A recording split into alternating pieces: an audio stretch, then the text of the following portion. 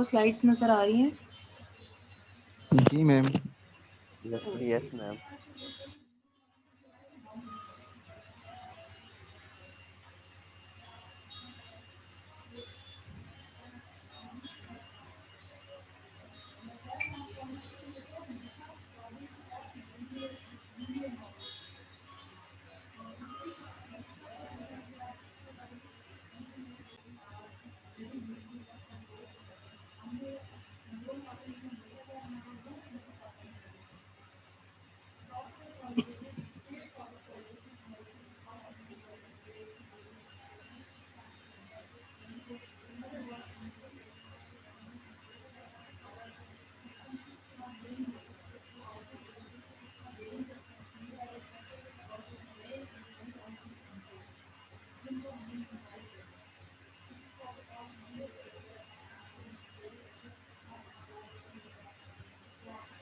Okay, Bate.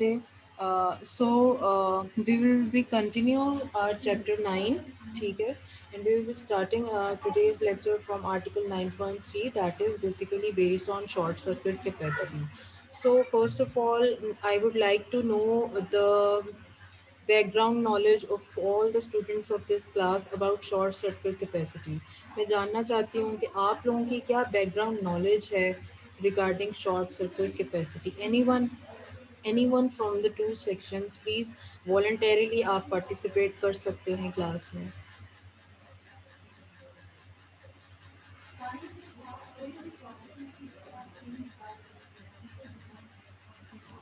Ma'am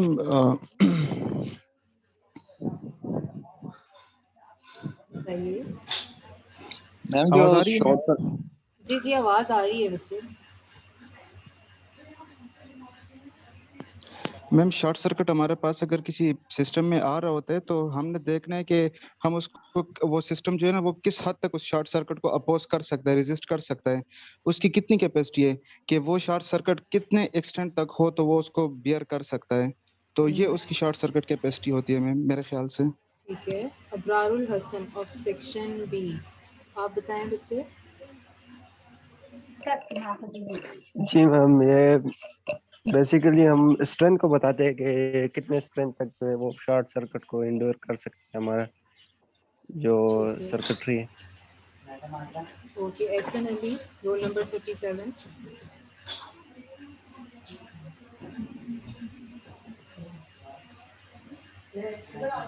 Ehsan Ali, roll number 37.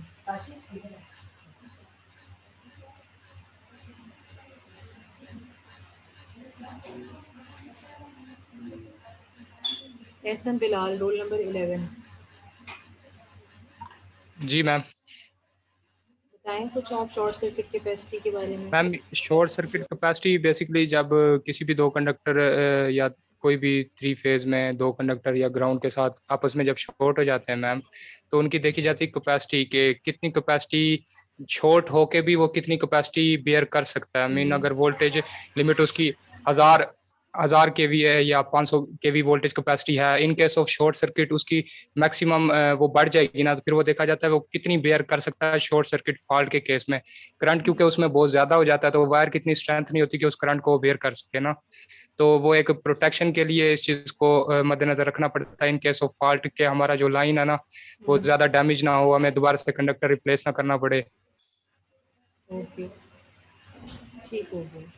So basically, short circuit capacity is a very common measure of strength. ठीक है. Strength का कैसे एक ये measure है. देखें, शॉर्ट सर्किट कैपेसिटी जब आपको पता लग जाती है आपकी बस की, जो भी स्पेसिफिक आप रेटिंग की बस बार जो है वो यूज़ कर रहे हो, सो जैसे ही आपको उसकी पता होता है कि उसकी शॉर्ट सर्किट कैपेसिटी कितनी है, तो एक तरह से आपको उसकी स्ट्रेंथ पता होती है कि how much of the current will the respective बस can withhold. ठीक है.